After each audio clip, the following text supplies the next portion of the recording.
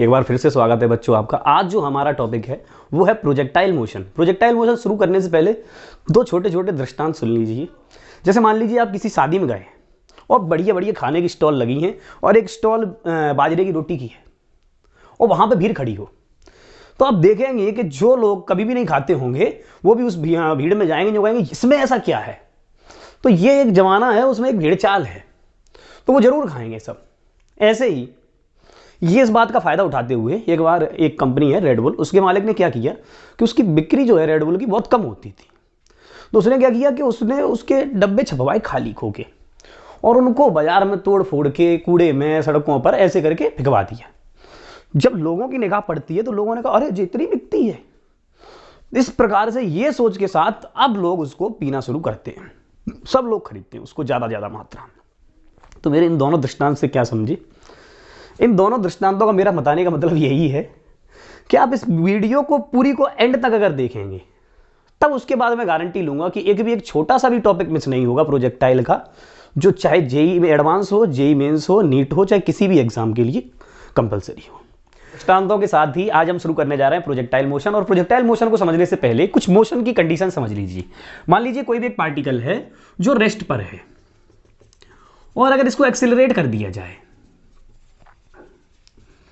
अगर पार्टिकल को रेस्ट पर है और उसको एक्सेलरेट करें तो एक्सेलरेशन अगर मान लो इस डायरेक्शन में करा तो पार्टिकल का मोशन भी इसी डायरेक्शन में होगा, और अगर एक्सेलरेशन इधर दिया तो मोशन इधर ही होगा। इसमें क्या समझा रहे हो? समझाने वाली बात यह है कि पार्टिकल के मोशन की डायरेक्शन उधर ही होगी जिधर एक्सेलरेशन की डायरेक्शन हो, और यह मोशन होगा स्ट्रेट लाइन मोशन। अगर इनिशियल वेलोसिटी 0 है तो एक्सेलरेशन की डायरेक्शन में ही मोशन होगा और मोशन कैसा हो जाएगा? Straight line. ये शुरुआत में हमने आपसे कहा था पहली वीडियो में, ठीक। अब दूसरी बात क्या है इसमें, अगर पार्टिकल की वेलोसिटी है जिस डायरेक्शन में, उसी डायरेक्शन में आप एक्सेलरेशन दे दें, वेलोसिटी की डायरेक्शन और एक्सेलरेशन की डायरेक्शन अगर सेम हो तो भी पार्टिकल का मोशन स्ट्रेट लाइन होगा। और अगर u, ऐसे मैं लिखे दे रहा हूं, मान लो दूसरे तरीके से लिखता हूं, u और a में एंगल जो है थीटा वो 0 डिग्री हो तब स्ट्रेट लाइन मोशन है, या 180 डिग्री हो तब स्ट्रेट लाइन मोशन है। ये कंडीशन है। एक पार्टिकल चल रहा हो, जैसे मान लीजिए अब ये ट्रक है और ये ट्रक चल रहा है रोड पे, ठीक है, और ये चल के जा रहा है, और अगर आप इसको इधर ही वेलोसिटी है इसकी तो इधर ही एक्सेलरेशन दें तो ये स्ट्रेट लाइन मोशन रहा, और पीछे एक्सेलरेशन दें तो भी स्ट्रेट लाइन मोशन होगा, थोड़ा सा धीरे धीरे बढ़ता जाएगा। पर इसको एक्सेलरेशन ऊपर दें, मतलब किसी ने बड़ी ताकत लगाई और ऊपर की तरफ उठवाया, तो फिर मोशन स्ट्रेट लाइन नहीं रहेगा। अब ऐसे ही u और a में अगर जो एंगल थीटा है तो 90 डिग्री हो जाए, मतलब अगर आप देखें कि पार्टिकल की वेलोसिटी इधर है और एक्सेलरेशन इधर कर दिया जाए तो पार्टिकल ऐसे मुड़ेगा। वेलोसिटी इधर है, एक्सेलरेशन इधर कर दिया जाए, पार्टिकल ऐसे मुड़ेगा। वेलोसिटी इधर है, एक्सेलरेशन इधर कर दिया जाए, पार्टिकल ऐसे मुड़ेगा, और मुड़ मुड़ के जो मोशन हो जाता है वो सर्कुलर मोशन है। इसके लास्ट भाग में हम आपको सर्कुलर मोशन भी पढ़ाएंगे। तो इस कंडीशन में मोशन होता है सर्कुलर। और इसके अलावा अगर कोई भी एंगल हो u और a के बीच में, जैसे मान लो मैं वेलोसिटी इधर दे दूं और एक्सेलरेशन इधर है तो कुछ और एंगल है ये, तो पार्टिकल अपने आप ही जो मोशन करेगा वो मोशन होगा बच्चों प्रोजेक्टाइल मोशन। और पार्टिकल की ये टेंडेंसी रहेगी कि उसकी डायरेक्शन वेलोसिटी की घूम घाम के अपने आप उधर हो जाए जिधर एक्सेलरेशन की डायरेक्शन हो। अब यही मोशन हम आपको पढ़ाने वाले हैं प्रोजेक्टाइल में। आप क्या करेंगे, पहला इसका भाग पढ़ेंगे ground to ground projectile. Ground to ground projectile, इसमें अभी तक आपने वेलोसिटी या तो इस लाइन में दी या मोशन अंडर ग्रेविटी में इस लाइन में दी। अब अगर इनके बीच में मैं कहीं वेलोसिटी दे दूं किसी पार्टिकल को, तो वो पार्टिकल ऐसे आएगा और इस प्रकार से जाएगा। ऐसा आपने खूब देखा, क्रिकेट मैच खेलना है, बॉल ऐसे फेंकते हैं तो वो ग्राउंड पे इस प्रकार से ही जाती है। तो इस टाइप के मोशन को हम कहेंगे प्रोजेक्टाइल मोशन। अब प्रोजेक्टाइल मोशन में थियोरेटिकली आप ये बात समझिए कि u इधर था और a इधर था, और वो किसका a है? ग्रेविटी का, एक्सेलरेशन ड्यू टू ग्रेविटी। तो ये जो प्रोजेक्टाइल मोशन चलेगा उसमें दो भाग चलेंगे। एक तो आपका ये जो हॉरिजॉन्टल में जैसी भी वेलोसिटी देंगे वैसा मोशन होगा, और एक इसका पार्ट अपने आप ही चल रहा होगा जो पिछली वीडियो हमने जस्ट बनाई है मोशन अंडर ग्रेविटी, वो इसमें कंबाइंड चलेगा।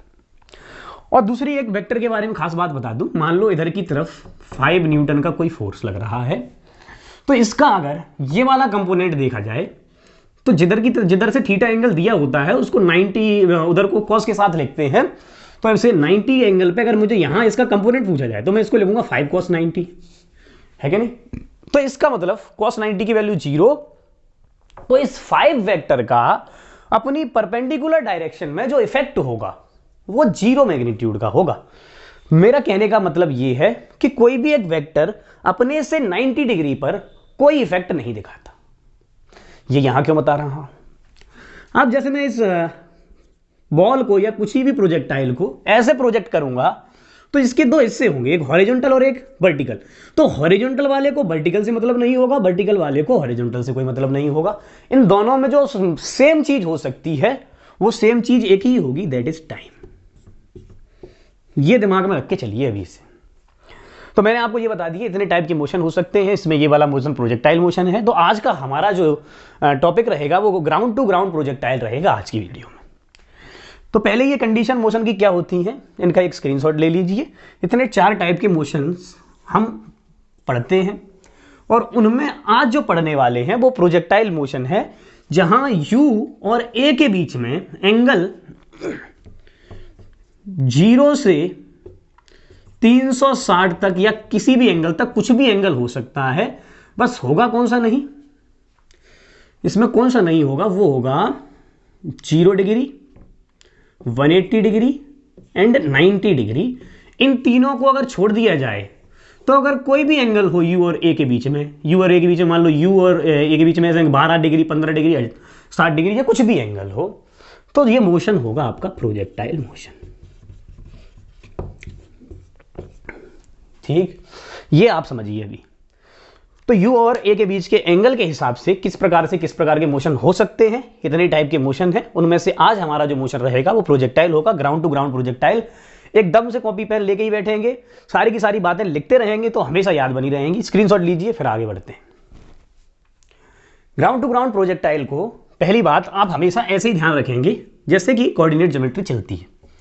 इधर एक्स एक्सिस बना लें, इधर वाई एक्सिस बना लें, और ये मोशन 2 डायमेंशन में है, यानी कि प्लेन में है, एक्स डायरेक्शन में और वाई डायरेक्शन में। ये 2 डायरेक्शन हो गई आपकी। ये हॉरिजॉन्टल डायरेक्शन ग्राउंड वाली हो गई।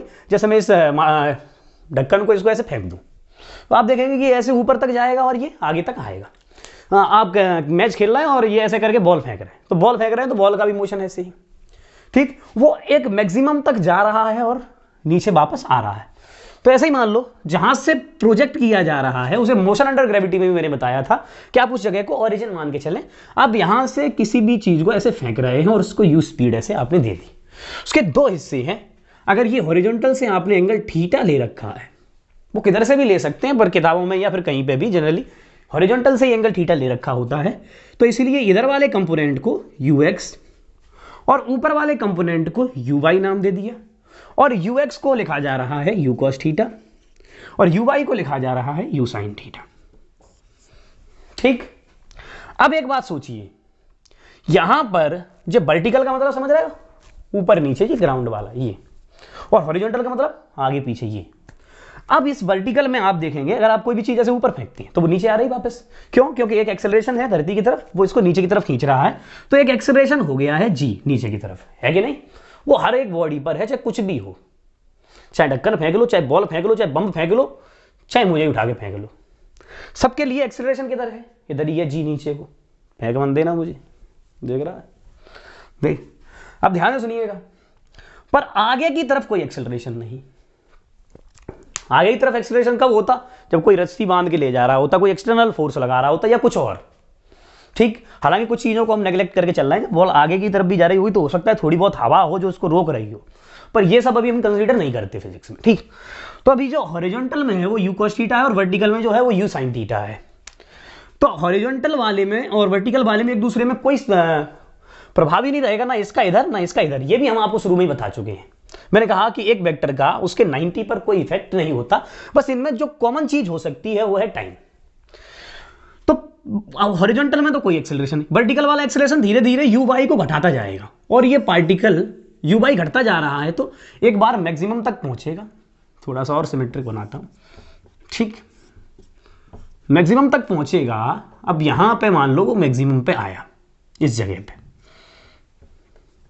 और फिर वापस चला गया कहां, यहां पे आके गिर पड़ा। ठीक, अब इस बात को समझिए पहले एक एक पॉइंट को। हॉरिजॉन्टल वाली जो वेलोसिटी है वो है ux, तो ux में कोई चेंज नहीं आ रहा, ux ऐसे ही है हमेशा, ux ऐसे ही है हमेशा, यहां पे भी ऐसे ही है, यहां पे भी ऐसे ही है, यहां पे उतना ही है, मैग्नीट्यूड उसका u cos थीटा का u cos थीटा ही है, ux में कोई चेंज नहीं बच्चों, पूरे के पूरे जर्नी में ux सेम ही है, क्योंकि एक्सेलरेशन आता तो बदलता, और वर्टिकल वाले का हॉरिजॉन्टल में कोई असर होता नहीं। ठीक है, तो ux में कोई चेंज नहीं है। अब चेंज किसमें आ रहा है बच्चों, uy में। uy धीरे धीरे धीरे धीरे घटेगा, क्योंकि जैसे जैसे एक्सेलरेशन जो लगता जा रहा है इस पे, जैसे मान लीजिए आपने इसको ऐसे 50 मीटर पर सेकंड से इधर फेंक दिया, 50 मीटर पर सेकंड से, और इधर का ये एंगल ले लिया मान लो आपने 53 डिग्री, तो ये वाला जो कंपोनेंट हो जाएगा इसका वो हो जाएगा 50 cos 53, यानी 50 गुणा cos 53 होता है 3/5, और इधर वाला ये कंपोनेंट हो जाएगा 50 गुणा sin 53 यानी कि 4/5, यानी 40। कितना हो गया 40, और इधर कितना हुआ 30। तो ये 30 तो वैसा का वैसा ही बना रहेगा, 30, 1 सेकंड बाद 30, 2 सेकंड बाद 30, 3 सेकंड बाद 30। तो हॉरिजॉन्टल वेलोसिटी तो हमेशा 30 ही है, जब तक ये टपक के नहीं गिर जाती, और टपक के गिर भी जाएगी तो क्या होगा, फिर आगे टपक आगे जाएगी, प्रैक्टिकली ऐसा होगा। लेकिन ग्राउंड पे हम जो मान रहे होंगे वो अभी इलास्टिक कोलिजन, एक कोलिजन आगे पढ़ाऊंगा तब आपको समझ आएगा कि ये टप्पा छोटा क्यों होता जा रहा है। ठीक, इसको आगे डिटेल में, बहुत डिटेल में पढ़ाने वाले हैं, और ये भी इस टाइप के भी क्वेश्चन कराएंगे कि ये किस तरीके से कहाँ तक अनंत तक जाकर कैसे कैसे रुक सकता है, वो आगे आएंगे उस पर, पहले भी बेसिक समझिए। तो ये 40 वेलोसिटी है इसकी वर्टिकल में। अब सोचो 1 सेकंड बाद वो वेलोसिटी कितनी घट जाएगी, 10, क्योंकि एक्सेलरेशन 10 का है नीचे, तो अगली सेकंड वो 40 से कितनी रह गई, 30 रह गई, फिर 20 रह गई, फिर 10, फिर 0। तो अब अगर ये वाला ही केस यहां ले लिया जाता, तो यहां पर अगर ये 40 थी तो ये 30 होती, फिर ये 20 होती, फिर ये 10 होती, फिर यहां पे आगे 0 हो जाती मैक्सिमम पे, फिर बढ़ती हर एक सेकंड में, फिर 10, फिर 20, फिर 30, फिर ये यहां पे आके फिर से 40। तो आप क्या समझे कि पहले वो वर्टिकल में वेलोसिटी धीरे धीरे घटती है, फिर धीरे धीरे बढ़ती है, और इस प्रकार से ये मोशन मैक्सिमम हाइट तक एक तक जाता है। अगर इसकी परछाई देखें आप, एक बार इधर परछाई देखें तो आप ये देखेंगे पहले ये ऊपर तक गई और वापस यहीं आ गई। ऐसे मैं इसको ऐसे बनाता हूं, देखो ज्यादा हो गया,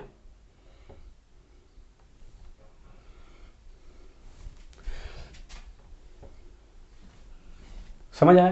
तो इसकी परछाई ऐसे चलेगी, ये ऐसे चल रहा है, परछाई ऐसे चलेगी, मतलब कि वर्टिकल में ये मैक्सिमम तक जा रहा है। जैसे जैसे इसकी वेलोसिटी घटती जा रही है, घटा कौन रहा है, एक्सेलरेशन ड्यू टू ग्रेविटी। ये जो ग्रेविटी का एक्सेलरेशन है ना 10 का, वो घटा रहा है, और वो भी तब तक बराबर बराबर घटा रहा है जब तक ये मोशन, मैंने आपसे मोशन अंडर ग्रेविटी में बताया था कि ये 1 आध किलोमीटर हाइट तक हो रहे हो। तब ऐसे आपने एक मिसाइल लॉन्च करी और वो मंगल ग्रह की तरफ आप लॉन्च कर रहे हैं, तब ये सब काम नहीं करने वाला। ये सब तभी काम करने वाला है जब आप लिमिटेड हाइट लें, 1 आध किलोमीटर तक बात करें तब तक। तो ये मिट गया, इसको लिख दे रहा हूं, uy equal to u sin theta. तो आप एक बात समझ गए कि वर्टिकल में जो आप वर्टिकल डिस्प्लेसमेंट लिख सकते हैं वो लिख सकते हैं uy_t minus half of gt²। ये वर्टिकल डिस्प्लेसमेंट हो गया, इसको मिटा दूं, ये समझाने के लिए था, इसको मिटाए दे रहा हूं। तो ये वर्टिकल डिस्प्लेसमेंट हो गया आपका u/t minus half of gt²। अब वर्टिकल में वेलोसिटी अगर आप देखें तो शुरुआत में uy है, और वो यहां मैक्सिमम तक आते 0 हुई है, फिर बढ़ के उतनी ही फिर हो गई है। तो अब कैसे लिखते हैं इसको, हम लिखेंगे vy is equal to uy minus gt, v बराबर u प्लस at से, और एक्सेलरेशन नेगेटिव है इसलिए v बराबर u प्लस at में ये हो गया माइनस के g। ठीक, अब आपको मालूम है कि ये मैक्सिमम तक पहुंची तो vy कितना हो जाएगा बच्चों, 0।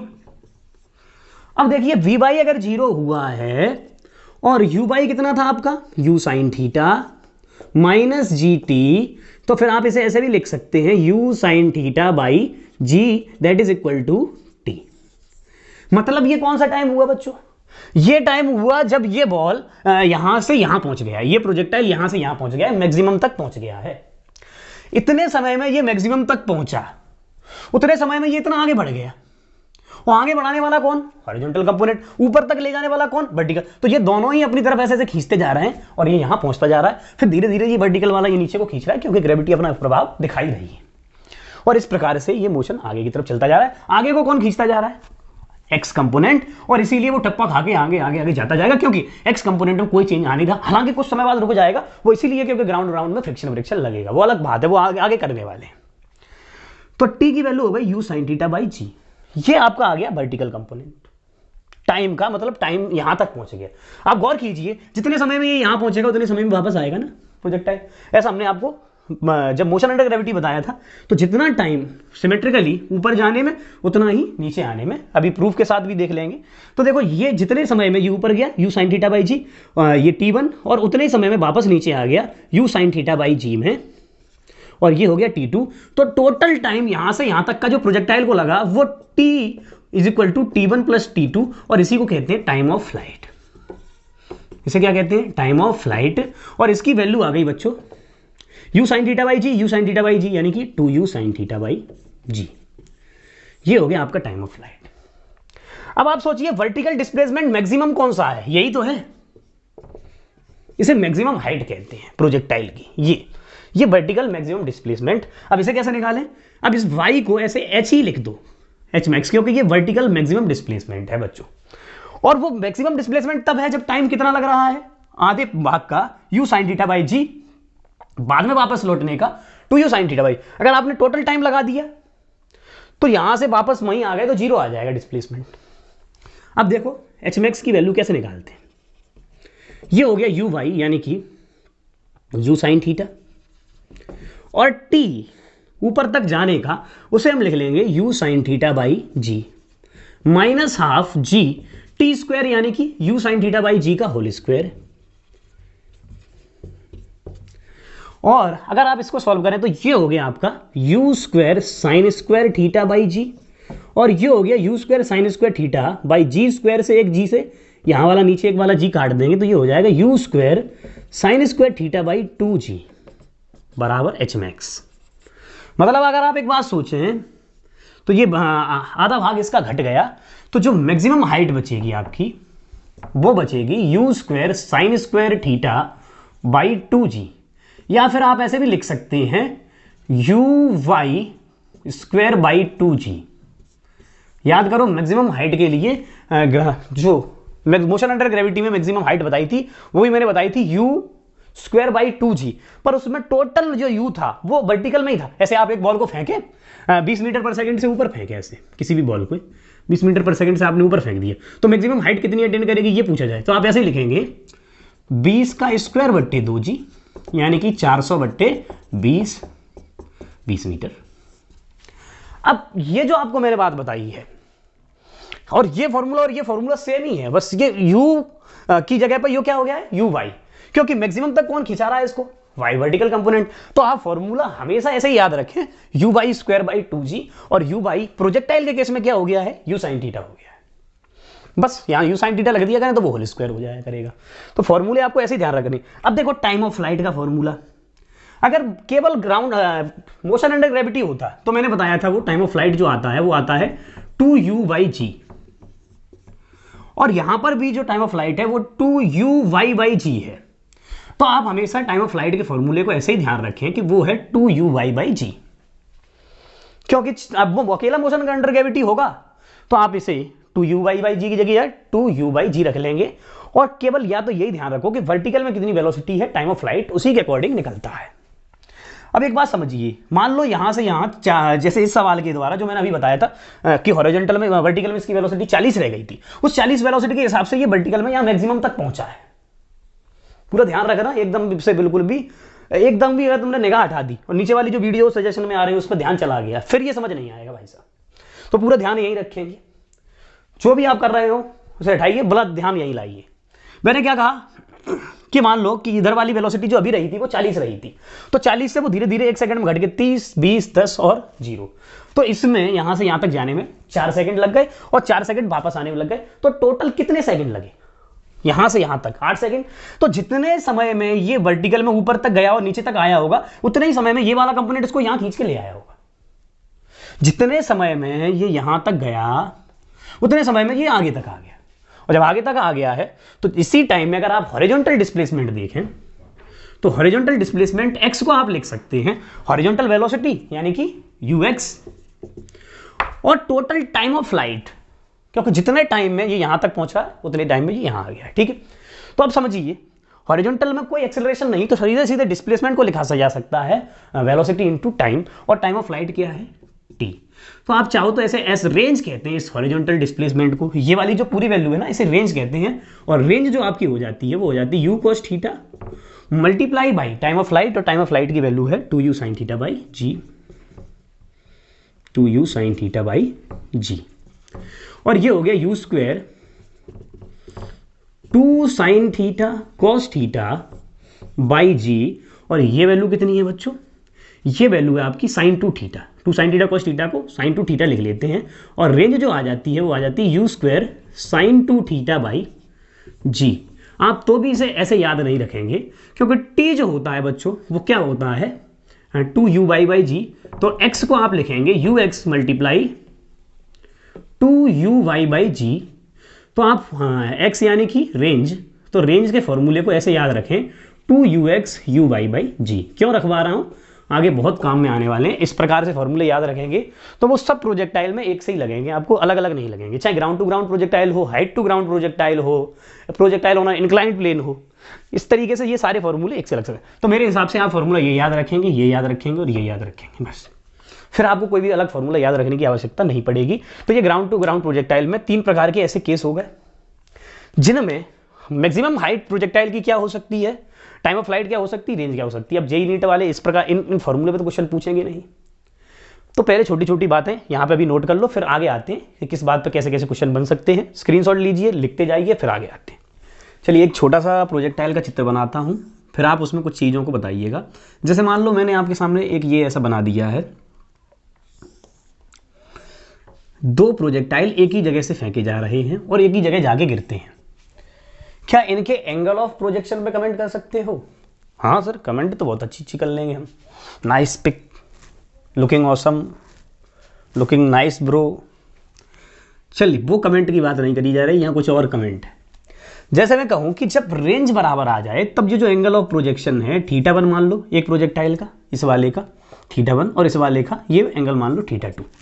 तो रेंज बराबर क्यों आई समझिए। रेंज का जो फॉर्मूला है वो है u square 2 sin theta cos theta by g, है कि नहीं। अब एक बात समझिए, अगर ये एंगल आपका θ1 है और दूसरा एंगल आपका θ2 है, अगर ये θ1 प्लस θ2 की वैल्यू 90 हो जाए तो दोनों ही केसेस में, तो अब अगर θ2 को लिख सकता हूं मैं 90 माइनस θ1, तो ये पहले वाले की रेंज निकाल रहा हूं R1 जब एंगल है θ1, u square 2 sin θ1 cos θ1 divided by g. ठीक है बच्चों। अब अगर एक बात समझेंगे आप कि अगर मैं इसको ऐसे भी लिख सकता हूं, R1 को θ1 को आप चाहो तो θ1 को ऐसे लिख लो 90 माइनस θ2, तो मैं इसको ऐसे भी लिख सकता हूं u स्क्वायर 2 sin 90 माइनस θ2 और cos 90 माइनस θ2 और ये डिवाइडेड बाई जी। और एक बार डायरेक्ट θ2 से जो रेंज का फॉर्मूला लिखते हैं वो लिखते हैं u स्क्वायर 2 sin θ2 cos θ2 और डिवाइडेड बाई जी। ठीक, तो ये हो गया आपका R2। अगर आप इस बात को ध्यान से देखें तो sin 90 माइनस θ2 cos θ2 हो सकता है और cos 90 माइनस θ2 क्या हो सकता है, sin θ2। तो R1 को ऐसे भी लिखा जा सकता है u स्क्वायर 2 sin θ2 इस cos 90 माइनस थीटा की जगह पे, और ये sin 90 माइनस थीटा की जगह पे cos θ2 डिवाइडेड बाई जी। मतलब क्या समझे, अगर θ1 प्लस θ2 की वैल्यू 90 आ रही है तो R1 और R2 देखो ये वैल्यू क्या है आपकी, R2 है कि नहीं, तो R1 बराबर R2 आ जाते हैं। और ऐसा तब होता है जब θ1 प्लस θ2 का सम जो है वो 90 हो। तो इसमें कमेंट करने वाली बात क्या थी, कमेंट करने वाली बात ये है कि जब अगर आप एक बॉडी को फेंक रहे हैं 30 पे और दूसरी को 60 पे फेंक रहे हैं तो वो बराबर दूर जाके गिरेगी, और एक को फेंक रहे हैं 40 पर तो इसको कितने फेंकिए 50 पे, इसको फेंक रहे हैं 42 पर तो इसको फेंकिए 48 पर, इसको फेंक रहे हैं 43 पर, तो इसको फेंक दीजिए 47 पर। मतलब जैसे जैसे इनका सम 90 होता जाए, अब ऐसे साइन 48 47 इनकी वैल्यू याद भी नहीं रहती, याद नहीं रहती, फिर क्या करें?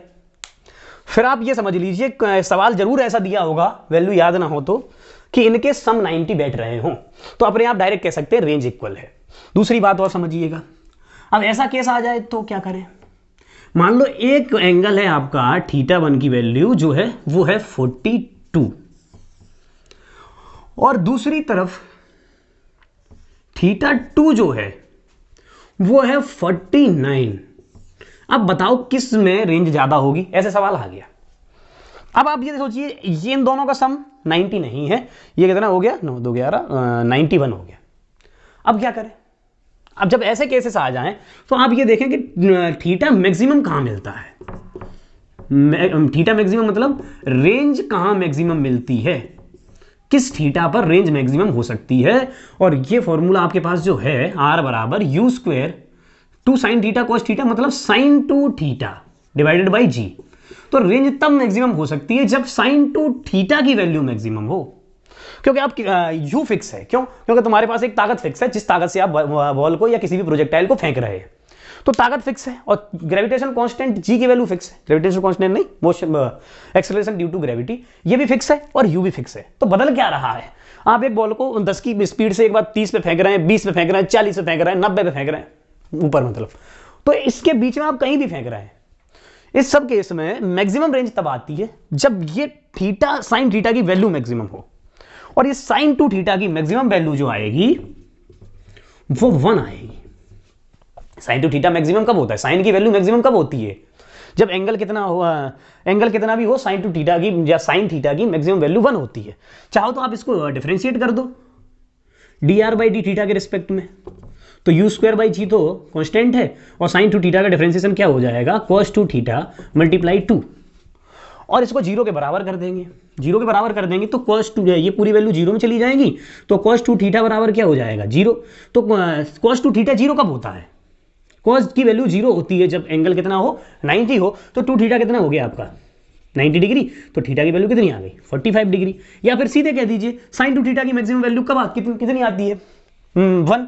और वो 1 कब आएगी, जब टू थीटा कितना हो, 90, यानी कि टू थीटा की वैल्यू 90 हो और थीटा की वैल्यू कितनी हो, 45। मतलब रेंज मैक्सिमम तब आएगी जब एंगल 45 हो। अब पर मैंने तो सवाल ये दिया कि इसके अलावा कोई भी एंगल दे रखा हो, जैसे कि इनका सम 90 हो, तब रेंज बराबर आती है। अब एंगल 45 पर रेंज मैक्सिमम आती है। फिर आपको यहां एंगल दो दे रखे थे, 42 और 49। अब इनके लिए क्या करें? इनके लिए आप ये करें कि आपको मालूम है कि 45 पे सबसे ज्यादा दूर जाके गिरती है। 45 से जितना ज्यादा कम रखते जाओगे रेंज कम होती जाएगी, 45 से जितना ज्यादा बढ़ाते जाओगे तो भी रेंज कम होती जाएगी। पर अगर आपने जितना इधर घटाया उतना इधर बढ़ाया है, जैसे अगर आपके पास एंगल 46 और एक एंगल होता 44, तो इन पर रेंज बराबर आ रही कि नहीं? पर अगर आपने इसको एक 44 की जगह एक 43 कर दिया होता, तो 45 से इसमें आप 2 दूर चले गए, इसमें 1 दूर गए हैं। तो आप समझ लीजिए कि इसमें रेंज आएगी कम, इसमें रेंज आएगी ज्यादा। तो आप देखो ये 42 कितना दूर है 45 से, 3, और 49 कितना दूर है, 4। तो इसमें आप समझ जाइए ज्यादा दूर है, इसीलिए इसकी रेंज कम आएगी। मैक्सिमम रेंज 45 पे है। वैल्यू प्रैक्टिकली सॉल्व करके देखोगे तो भी ये आएंगे, पर अब 49 की, 42 की, 41 की किसको वैल्यू याद है? इसलिए आप ऐसे ध्यान रख लीजिए कि आप पहले ये चेक कर ले कि रेंज बराबर तब आएगी जब दोनों का सम 90 हो। और उसमें भी 2 और केसेस हैं कि सबसे ज्यादा किन में आ सकती है। 2 केसेस में आप ध्यान रखें, एक 42 और 49 है जैसे, या मैं आपसे कह दूं एक 38 है, ये 45 से कितना दूर हो गया आप सोच लीजिए, ये हो गया 7, और दूसरा एंगल मैंने कर दिया आपका 53, ये कितना दूर हो गया आपका, 53 दूर हो गया आपका 8। तो इस केस में रेंज ज्यादा आएगी, इस केस में रेंज कम आएगी। ऐसे रेंज के सारे केस हो गए। अब चाहे कैसा भी क्वेश्चन आपको रेंज पर कमेंट करवाया जाए, कुछ भी पूछा जाए, आप कर सकते हैं। ये जो केसेस हैं इसको नोट कर लीजिए, स्क्रीनशॉट ले लीजिए। दूसरे केस पे अब देखिए क्या कर रहा हूं मैं। अगली बार मान लो मैंने ऐसा केस लिया,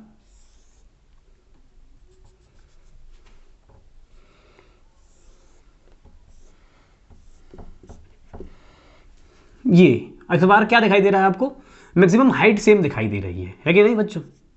ये y और ये x, मैक्सिमम हाइट दिखाई दे रही है सेम। तो क्या आप इनकी इनिशियल वेलोसिटीज पर कमेंट कर सकते हो? हाँ सर, नाइस पिक। और भी हैं हमारे पास तो बहुत कमेंट हैं। ठीक, ये कमेंटों की बात नहीं हो रही यहाँ, फिर से बता रहा हूँ भाई साहब। देखिए कैसी कमेंट करनी है यहाँ पे। जैसे अगर आप ओबियसली एक चीज़ तो आप यहाँ देख ही रहे हैं कि ये वाला एंगल θ1 और ये एक एंगल θ2, इसमें θ1 जो है वो छोटा है θ2 से, पहली केस। और अगर मैक्सिमम हाइट सेम है, ये h और ये h, ये दोनों ही सेम है अगर, तो आप ये समझ लीजिए कि इस केस में जो मैक्सिमम हाइट आती है वो आती है uy² बाई 2g। याद है, uy² बाई 2g। अब ये तो कांस्टेंट है, और इसमें आप इसके लिए θ1 वाले के लिए लिख रहे हैं uy1 और θ2 वाले के लिए लिख रहे हैं uy2। एक हो गया uy1 और एक हो गया uy2। तो आप दोनों में समझ लीजिए कि uy1 बराबर uy2, मतलब u sin θ1 और u2 sin θ2, ये दोनों सेम है। और उसमें आपको एक बात पता है कि θ1 जो है वो छोटा है θ2 से, तभी ये दूर गया है कि नहीं? तो इसका मतलब कि ये वैल्यू जो है θ1 ये छोटी बैठ रही है, और ये θ2 जो है वो बड़ी बैठ रही। फिर दोनों का प्रोडक्ट सेम कब हो सकता है? जब ये u2 जो हो वो छोटा हो एज कंपेयर टू u1, तभी तो हो सकता है। ये दोनों बराबर कब हो सकते हैं? क्योंकि ये θ2 जो है वो बड़ा है, और साइन में बड़े वैल्यू की वैल्यूज भी बड़ी होती हैं। तो θ2 बड़ा है तो इसका मतलब साइन θ भी बड़ा होगा। साइन जितना एंगल ज्यादा, साइन की वैल्यू उतनी ज्यादा, 90 तक, है कि नहीं? तो इसका मतलब u2 जो होगा वो u1 से बड़ा होगा। तो ऐसे करके आपसे कुछ चीजें पूछी जा सकती हैं, रिलेशन पूछे जा सकते हैं, ऑब्जेक्टिव में ऐसे क्वेश्चन पूछे जा सकते हैं। पर अब आते हैं कुछ चीजों पे। मैंने आपसे क्यों कहा था कि आप इसको प्रोजेक्टाइल मोशन को वेक्टर के तरीके से करेंगे और इसको कोऑर्डिनेट ज्योमेट्री और वेक्टर के आधार पर ही मान के चलेंगे, क्यों कहा था उसे समझिए। जैसे मैंने कहा है कि ये प्रोजेक्टाइल आपने प्रोजेक्ट करा है, ये ऐसे गया है, ये x कंपोनेंट है और ये y कंपोनेंट है, और किसी भी समय पर t पर ये पार्टिकल यहां पे है। इसकी इक्वेशन कैसे लिखा जाएगा? इसका पोजीशन वेक्टर। तो r वेक्टर क्या होता है? एक्स आई कैप प्लस वाई जे कैप, मतलब कितना x डायरेक्शन में गए हो आप, कितना y डायरेक्शन में गए हो, यही तो है। अब x क्या है बच्चों? x क्या है? x है uxt, horizontal velocity into time. जितने टाइम में ये यहां पहुंचा उतने टाइम पे ये वर्टिकली इतना पहुंच गया होगा। तो ये हो गया y कंपोनेंट और ये हो गया x कंपोनेंट। तो पोजीशन वेक्टर में x आ गया आपका ये, और y जो आ जाएगा वो आ जाएगा कितना? uy minus half of gt²। तो ये x और y कंपोनेंट होगा किसी भी प्रोजेक्टाइल के। तो प्रोजेक्टाइल का पोजीशन वेक्टर किसी भी टाइम t पर जो लिखा जाएगा वो लिखा जाएगा uxt प्लस uy, ये uxt तो आपका हो गया i कैप के साथ, plus uy minus half of gt², ये हो गया आपका j कैप के साथ। This is the position vector for a projectile. तो इस प्रकार अब ये पोजीशन वेक्टर हो गया। और dr बाई dt से हमें क्या मिलता है बच्चों? वेलोसिटी। तो किसी प्रोजेक्टाइल की अगर वेलोसिटी लिखनी हो तो आप इसे ऐसे लिखेंगे, ये हो जाएगा आपका टाइम से अगर डिफरेंशिएट कर देंगे तो ये ux बचेगा i कैप, और ये बचेगा आपका uy माइनस gt, और ये हो गया j कैप, क्योंकि यहां से t की पावर 2 से 2 कैंसिल हो जाएगा और यहां पर t खत्म हो जाएगा। ठीक, तो ये हो गया आपका वेलोसिटी वेक्टर। वेलोसिटी वेक्टर समझ आया? अब एक्सेलरेशन लिखना हो तो एक बार और डिफरेंशिएशन कर दो, d2r ओवर dt², तो इससे प्रोजेक्टाइल का एक्सेलरेशन मिल जाएगा। अब ये एक्सेलरेशन जो आपको मिला है वो आपका हो गया, ये ux तो कांस्टेंट है तो इसकी वैल्यू तो हो गई 0, और प्लस uy ये कांस्टेंट है तो ये भी 0, माइनस gt में केवल g बचा और j कैप। तो आपका एक्सेलरेशन बचा, वो बचा माइनस के j कैप। वो तो पहले से ही आपको बता रखा है, कहानी भी वहां से शुरू करी थी। तो ऐसे पोजीशन वेक्टर के द्वारा वेलोसिटी पूछ ली जाए, एक्सेलरेशन पूछ लिया जाए, डिस्प्लेसमेंट वेक्टर पूछ लिया, क्या ये सवाल करे जा सकते हैं कि नहीं?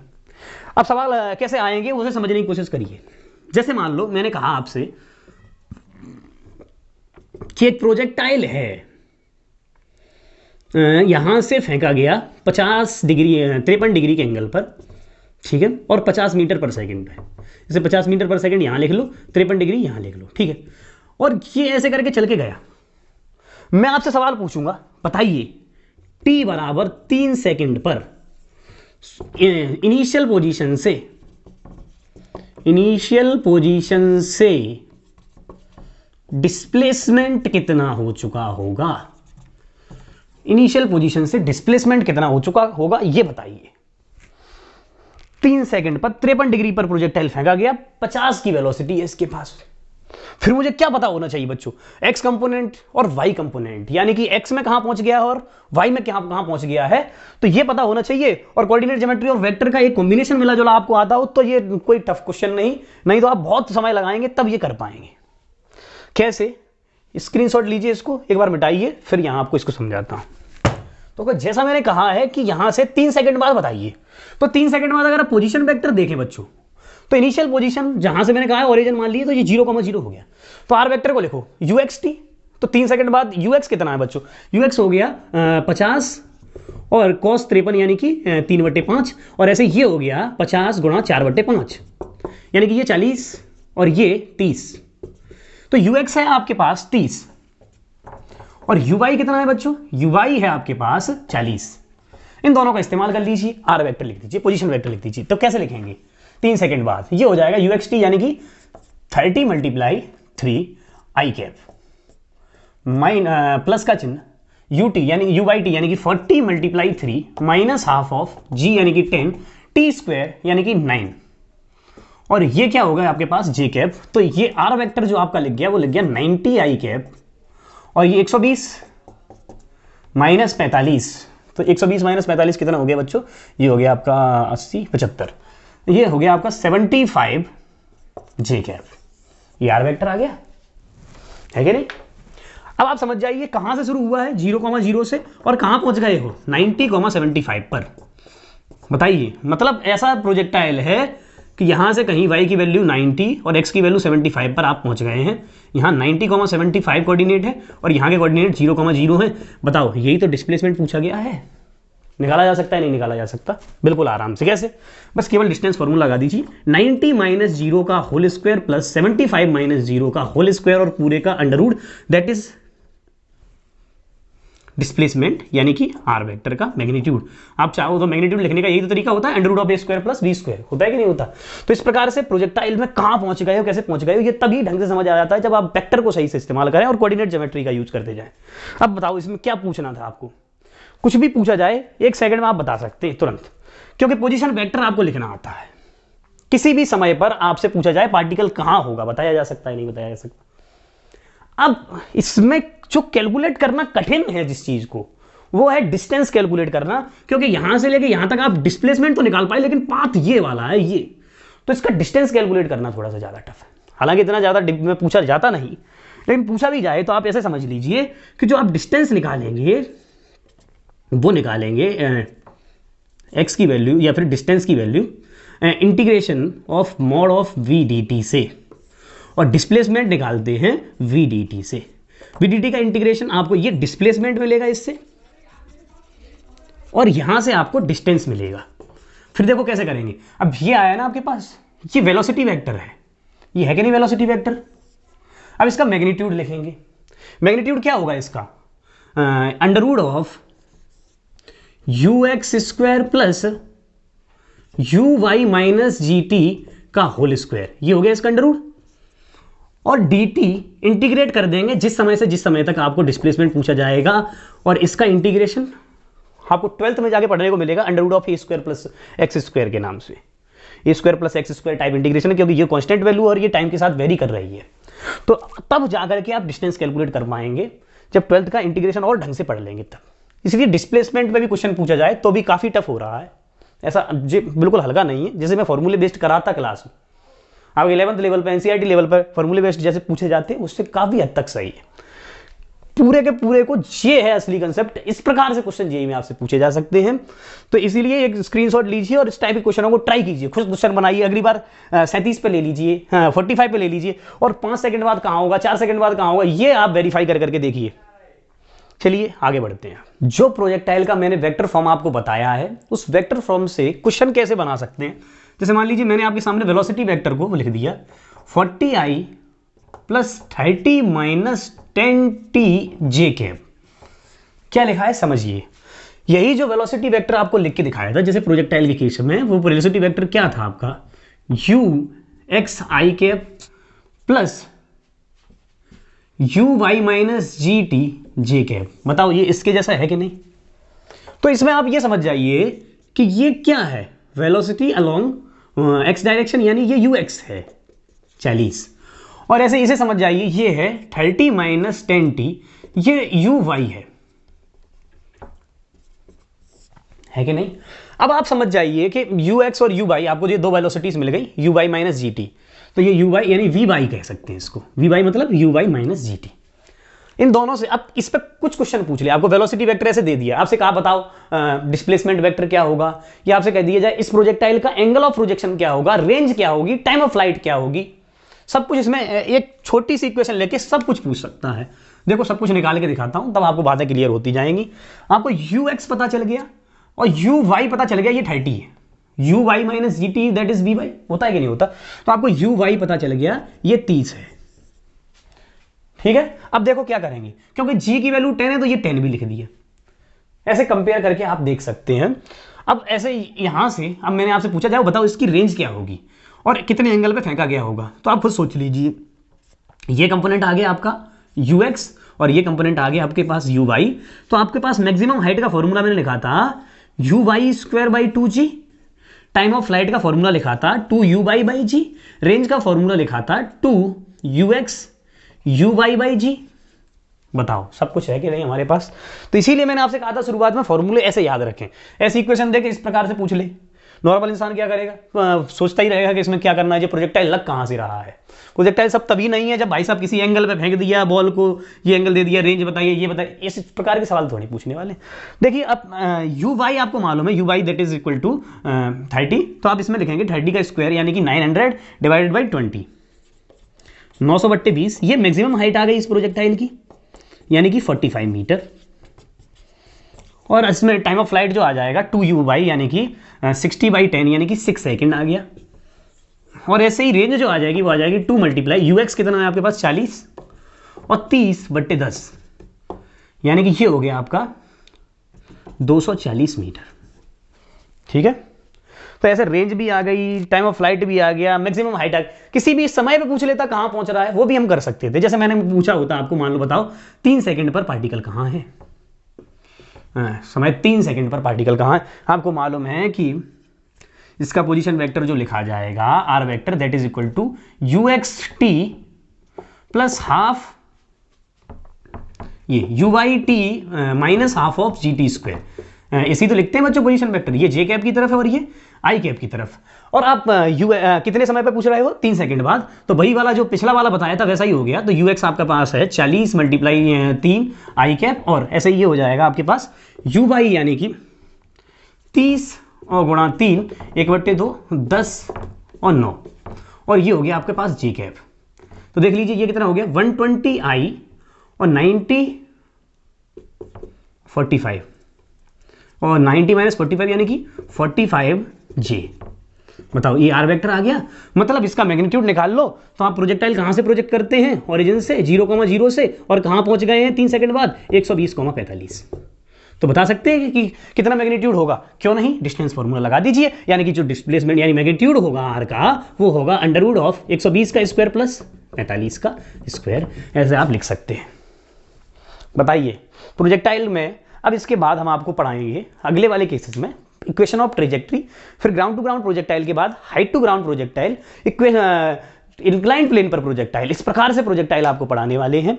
आप पूरे के पूरे सीरीज को कंटिन्यू कीजिए, प्रोजेक्टाइल का ये पूरा सीरीज धमाकेदार होने वाला है, ये मेरी गारंटी है कि अगर आपने पूरा का पूरा जैसे बताया है वैसे करा, ये एडवांस तक का कोई भी क्वेश्चन आपसे नहीं रहेगा प्रोजेक्टाइल में, ये जिम्मेदारी मेरी है, पर जितना बताया जाए उतना करते जाइए। इसी के साथ इसे समाप्त करते हैं, धन्यवाद।